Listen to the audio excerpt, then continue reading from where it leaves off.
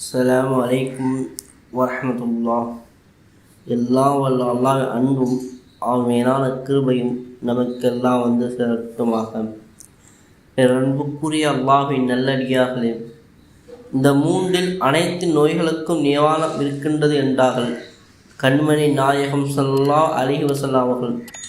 இப்னு Abbas ரலியல்லாஹு அன்ஹு அறிவிக்கின்றார்கள், புகாரில் வருகின்றது, கண்மணி நாயகம் ஸல்லல்லாஹு அலைஹி வஸல்லம் அவர்கள் மூன்றில் நோய்க்கு நிவாரணம் உண்டு.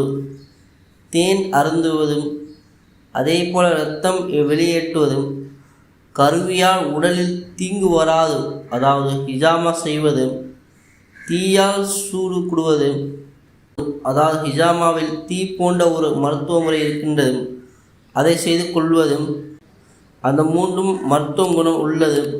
ஆனால் தீ சுட்டி கொள்ள வேண்டாம் என்று என் சமூகத்தை நான் கடைபிடிக்கிறேன் என்றார்கள் நபிகள் நாயகம் ஸல்லல்லாஹு அலைஹி வஸல்லம் அவர்கள்.